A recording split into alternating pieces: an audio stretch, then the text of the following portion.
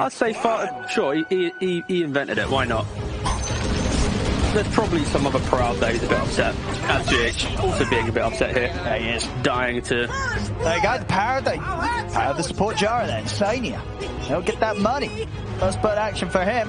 Sorvit, he did as well. Okay. Little light and a bounty pick up there from Mickey. Rather cheeky, but again, for Insania here, he goes for the rocket barrage. Sometimes the support, that's 4 bounty runes, by the way. I mean, you deserve it when you're Ember's sleight of fist pickups. And first blood.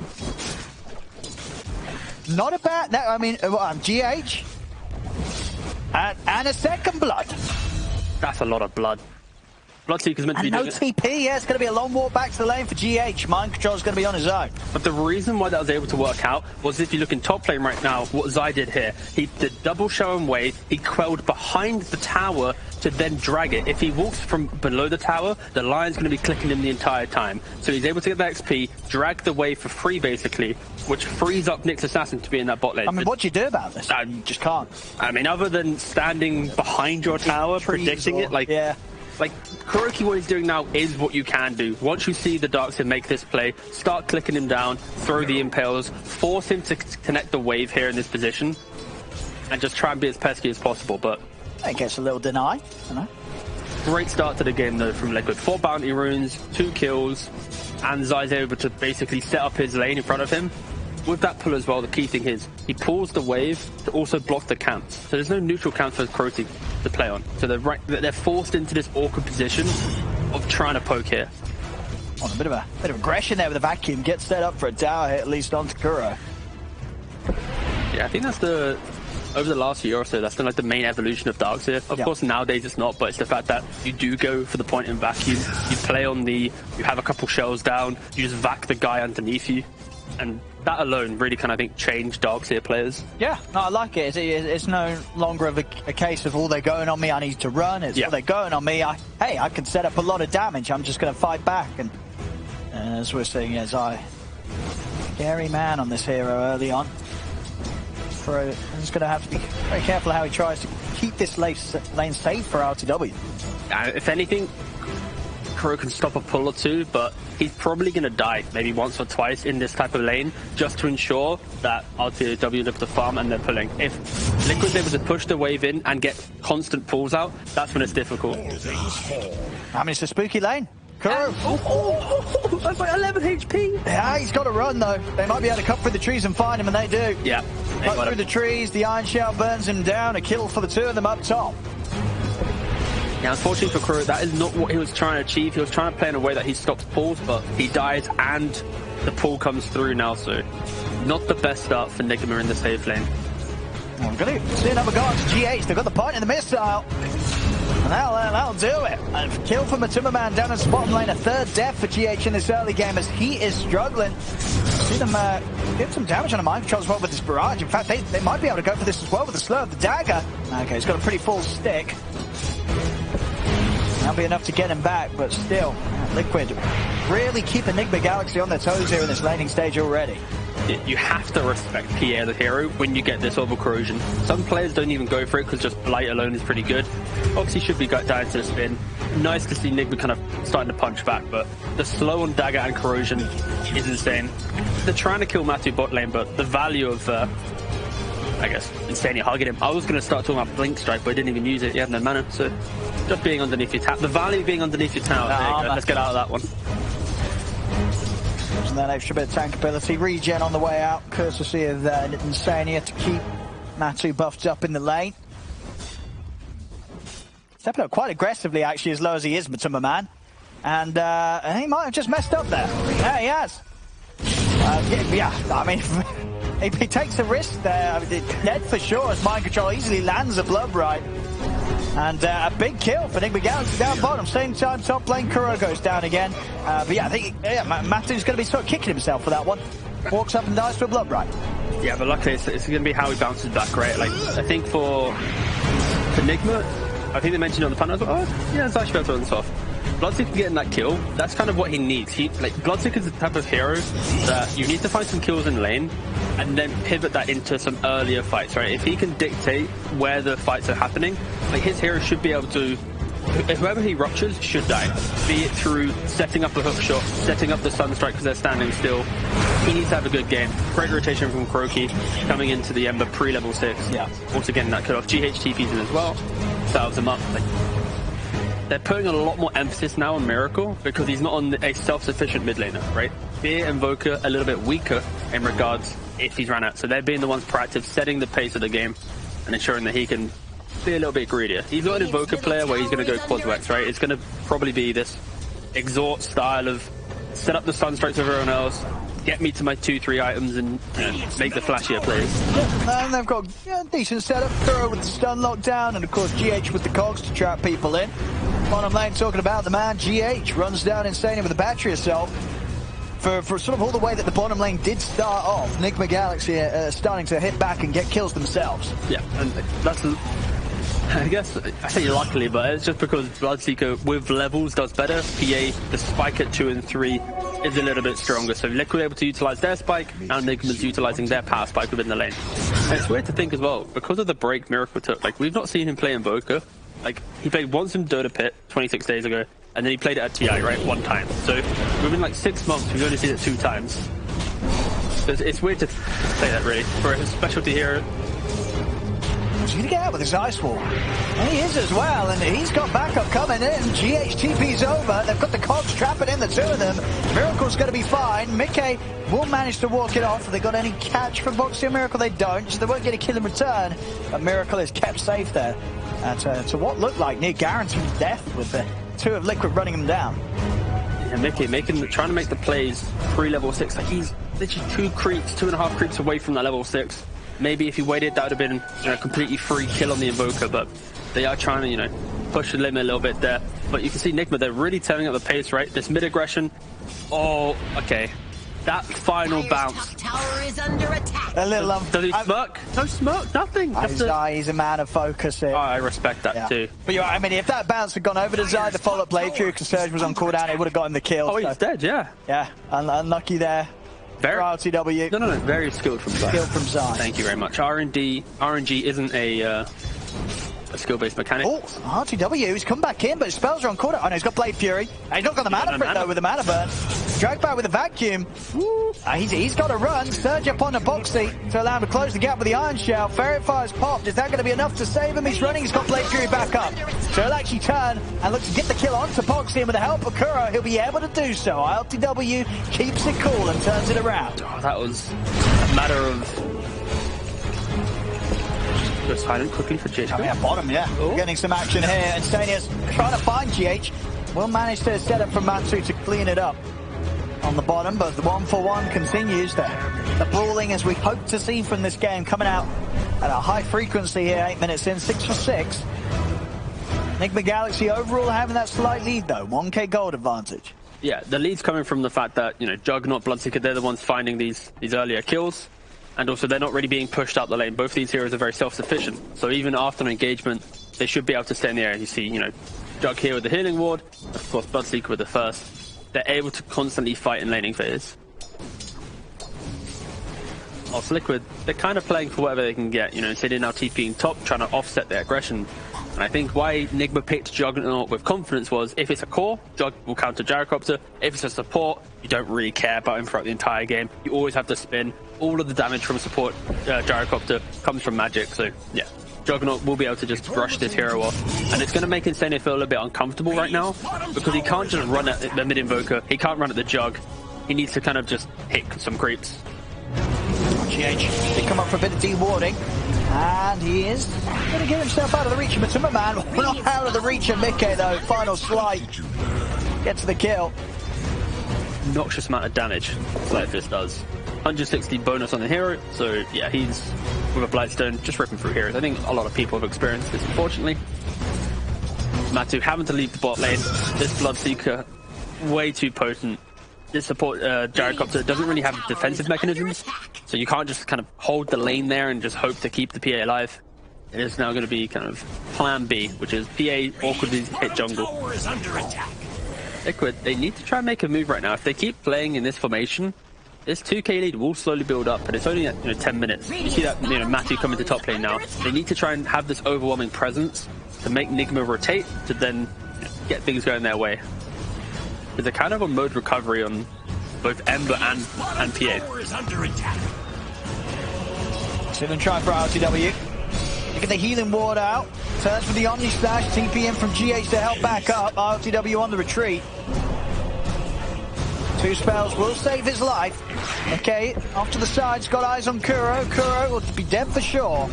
The RTW is kept alive for now. GH safeguarding him on the retreat back towards the tier 2. McKay not able to cut them off. Nothing else to offer up other than a slight fist. So they'll be fine on the big core here, Nigma Galaxy.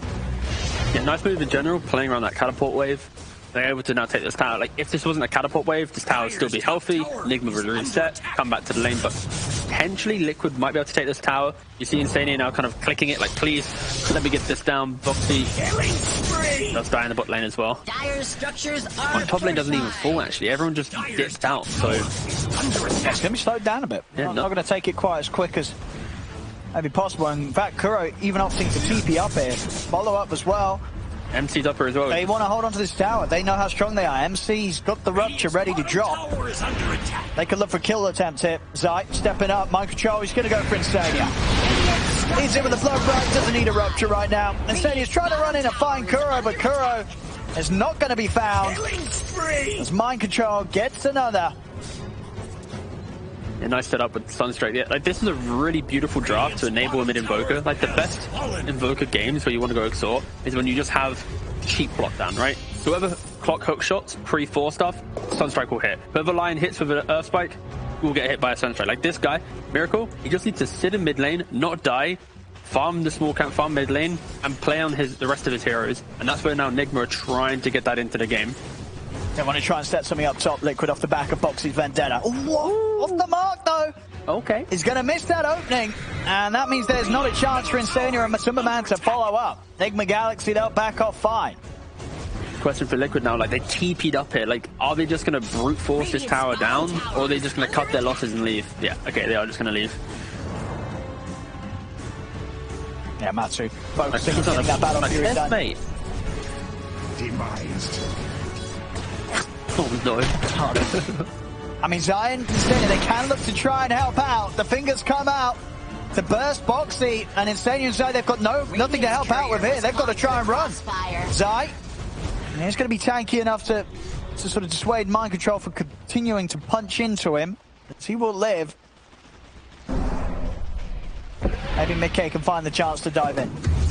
Looks like this time round, though, Nigma Galaxy might let the tier 1 go.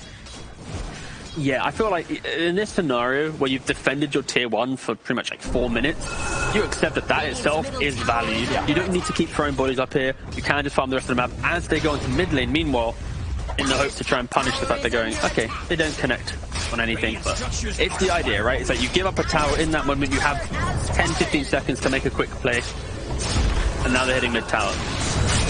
See what sort of defense Liquid can pull into place. RTW stands his ground, finishes up the tower through the Blade Fury.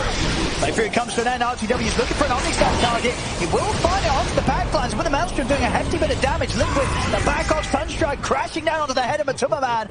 Burns him out of the game, and Mind Control, he's ready to dive in deep, looking for Zai. Back him up to the side. Foxy can't quite find the stun. Mind Control's able to run circles around them. And there's 2 dead on Liquid. Rupture thrown down the way of Mickey.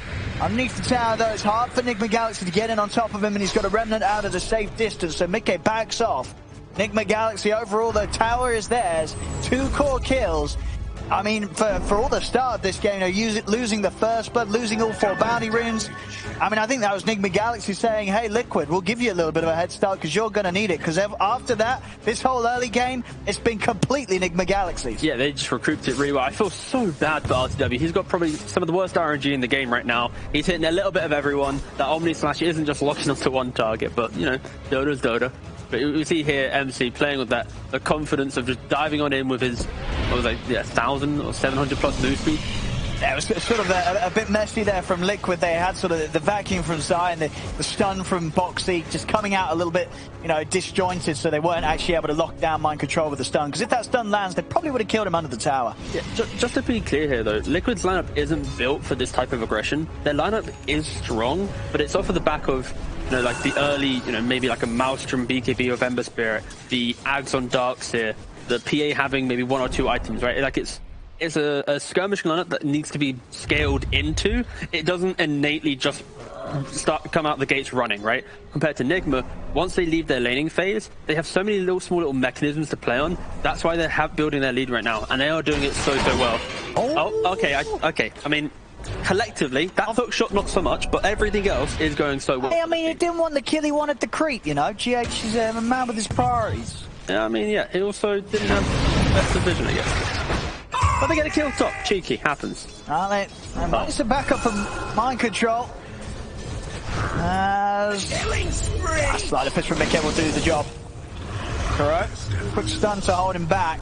Liquid, they might see if they can chase for more here. GH is going to hold his ground. He just steps straight up there. Pops the stick charge, tries to tank it all. There's no chance of tanking that amount of damage. Miracle put the cold snap control onto Zyker with the further lockdown. Gets the setup for the Darkseer kill. RTW chasing down Insane should allow them to pick up a gyro as well. More money here into the bank of the Juggernaut. As Nigma Galaxy, they'll hold their lead despite losing mind control there. They're able to get back with a good punch.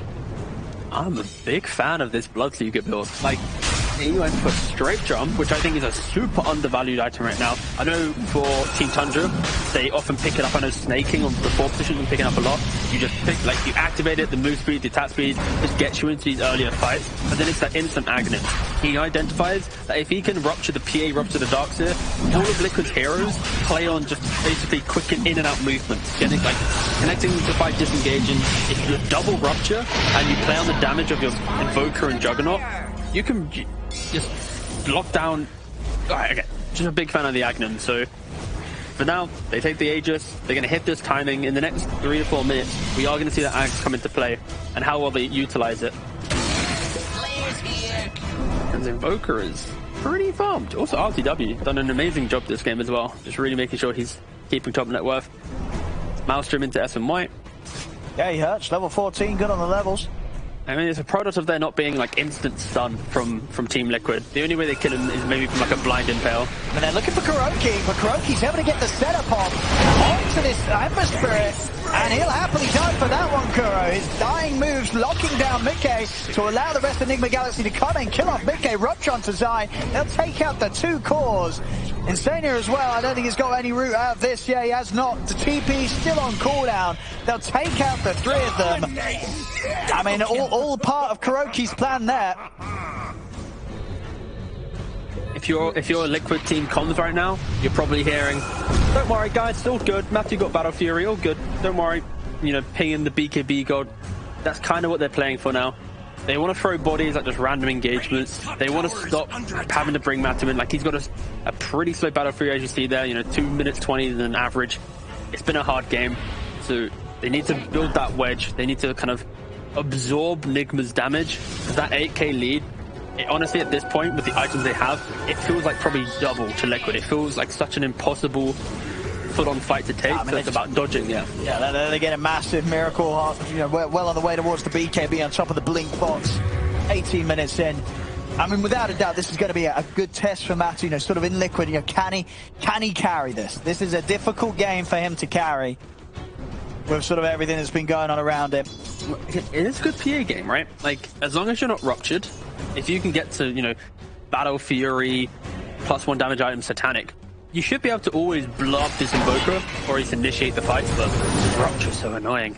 Nice 4-star throw from Zai. Well, they do still find that Rupture. Zai, he's going to go for the immediate TP out. RTW ready, charge in under the tower.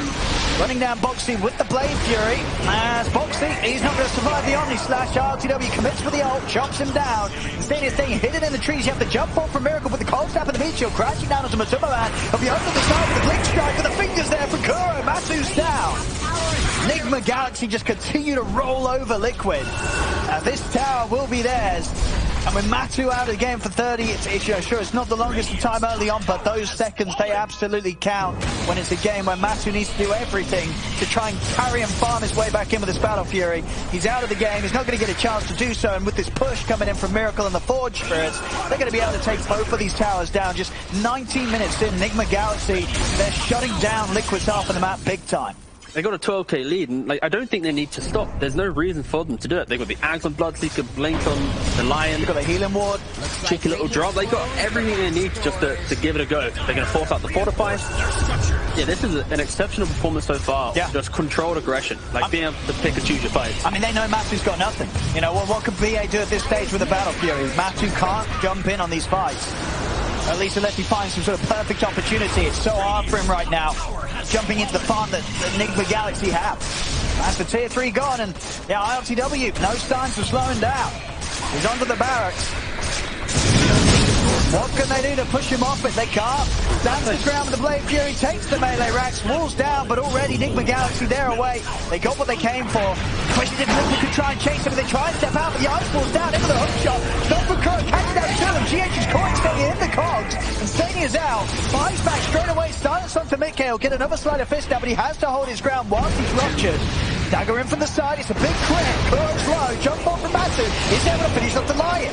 Liquid, can they find anything more here after retreat from Nigma Galaxy? GH caught by the missile. Boxy, the stun will do it. They take down a couple of them. But the damage, of course, done. 20 minutes in or so, losing that melee racks. Never a position you want to be in.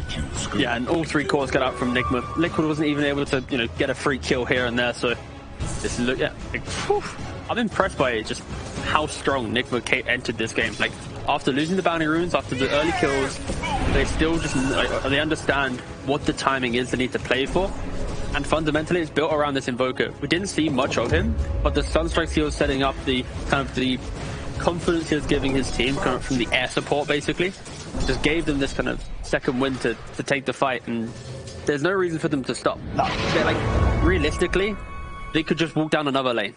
The worst thing they can do now is go, Aegis is expiring soon. Expired. Let's just wait. They should just keep fighting, keep forcing this Battle Fury PA just to feel bad. I mean, yeah, they might even get him. They're heading straight away. They know he came up top with that ward. Double vision, Owen. That is doubly effective vision. This blur is getting him out, though. With the blur, they're not able to see how he backs off after seeing him initially push up the lane. He's away. Matu will live another day. Nice heads up play. And 50 Liquid right now, you're pretty much waiting for BKB, but Kuroki, I mean, he's hasted. He gets the hex set up. He's done as well to follow in. Hook shot over. They'll get the force inside side. Nice full stuff. It's going to be enough to bail Mikke out. He's got 2 more remnants to play with. Nigma Galaxy they are still chasing. Zai with a vacuum up to the high ground, but RTW jumps straight back down with the Omni Slash onto Zai. Mind Control finds the chance to rupture Mikke.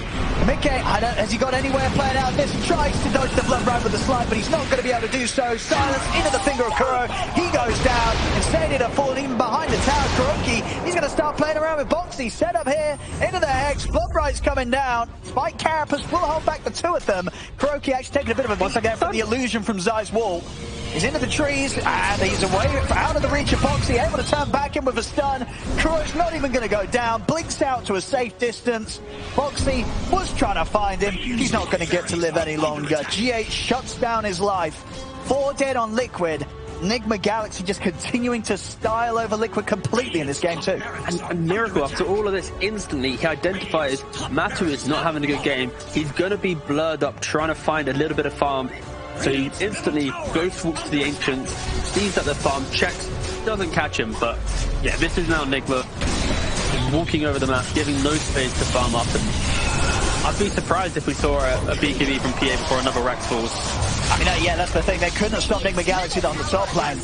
This time around, we're going to see a bit more reservation from Nigma Galaxy. Deso is complete on Matuma Man. Oh, okay. Going all out on the damage. Yeah, playing right now.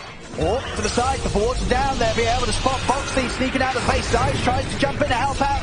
They have managed to kill off GH. Nigma Galaxy, do they still want to fight 4 versus 5? Looks like they do. Rush round as I. Kuroki's in with the forest level. Matthew jumps straight away. The crit's there. He's cut down Kuroki, but Mind Control, who wants to make a line straight towards Matuma Man.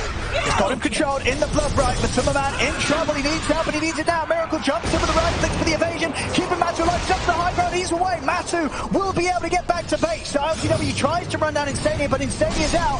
Turn around for Mikke in with the slight change. He's caught. Miracle Miracle. The silence from the Blood Bright, causing issues for Mickey. Continues to try and chase Miracle. Miracle, he's ready to turn. Blinks over with the sliding fist. Is back up. Mickey cuts him down. Stunned into the missile, holding back RTW. Mind control, trying to chase Mickey with a boosted speed. It's enough. Closes the gap. Mickey to go down. RTW, now he's going to TP out immediately. Sees Matu coming back out onto the playing field. Doesn't want to have a deal with the right clicks of Matu. He's out of there. But they don't get the Rex, and Liquid, they are able to pull together a hold. Matu getting some action, surviving on a slither of HP. The fact that they're able to even get this, like they're 12k down, but they're able to slowly claw back like 1k gold. And it's because the PA quickly goes for the Deso, blows up 2 heroes and disengage. Oh, Matu. I don't think he expected these are the guys to be back up this quickly. Oh no. And he needs help. He is going to get his side. Comes the force. He gets him out of the side with the save of the fingers there for Kuro. Reaches down. Pops Matumba Man. Now Zai's going to try and bail himself out of this. With the surge, he will. Good attempt from Zai there to save Matu, but Matu stepping out into that high ground. I guess he didn't quite expect Nigma Galaxy to still have players over there. They were ready and waiting, and that's Matu knocked out for 30. Nigma Galaxy, they've got the full lineup boxing over and ready to push onto the racks. Nigma's playing like, honestly, like it's turbo mode. Like they have no need to regenerate. They're running down the lanes with such confidence. And they have so much kill potential. Watch out for Kuro. I mean, Kuro with his blink, he's aggressive. They'll get caught out by the stun from Boxy. Sunstrike down onto Insania, takes out the Gyrocopter. Boxy out of mana, GH with the lockdown, jumps over the hook shot, forced to the side though, Boxy down, but it makes away Miracle. He's jumping in, committing with the blink BKB, takes out the Nyx Assassin, and creates the space for Nigma Galaxy to finish a second set of racks in the mid. Yeah, this should just be pretty much a straight to Roshan call. Play on the fact that they have 2 heroes dead. You get that, you move bot, take tier 2. We're going to see another fight. For Liquid, what can they achieve here? It's desperately trying to find some gold on the map to give PA maybe a BKB. But again, the story of maybe BKB, this rupture is the thing stopping them from fighting. Like, it doesn't matter if you have a BKB or not. It'll stop you from maybe the line, but the hook shot from the Clockwork, the rupture on the Bloodseeker, I feel like this timing, it doesn't really mean anything. And Liquid need to really hope for a miracle themselves now, because they just should give them a free path to getting mega creeps on Nigma. Now, with the way they've been able to push so far, you'd certainly imagine Nigma Galaxy could maybe take it all off the back of this pickup. Now already heading straight down towards the bottom, seeing if they can catch some members of Liquid pushing out in this bottom half. Spotted out by the Rocket Flare. Sunstrike as well, giving further information. Oh, a little bit of miscommunication there. Miracle blinks in the same time as GH attempts for the hook shot. Ends up blocking the hook shot with that blink forward. Can they still find something? A second one off the mark. GH not able to find Matumba Man. In fact, just jumps straight back in with the controls there, along with the disarm of the deafening blast. Matu gets taken out. RTW and Kuro with the chase. Kuro's got the blink up soon. Are they going to find Zai? They're able to reach in with the first Omni Slash, but the Carapace does stop RTW from going in with the commitment of his ultimate. I find the chance to go for it now. Doesn't want to go up to the high ground. He's going to hold off. Wait until the rest of the team's able to push over. 18k lead now. Whew. I don't want to be the guy that says it's over, I mean, but this smoke will dictate if it's over or this not. Could be sort of the last attempt smoke here from Liquid. The final moment. See if they can get a pick off.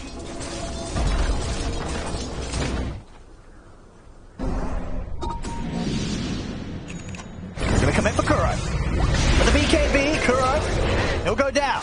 Yeah, let's start opening onto Mind Control. The Omni-Stand has come in. Mind Control will try and step back away from the cooldown. In fact, he's just standing his ground, punching into Mickey, but the damage will be done by the end. But Mickey able to jump out as well with the Remnant.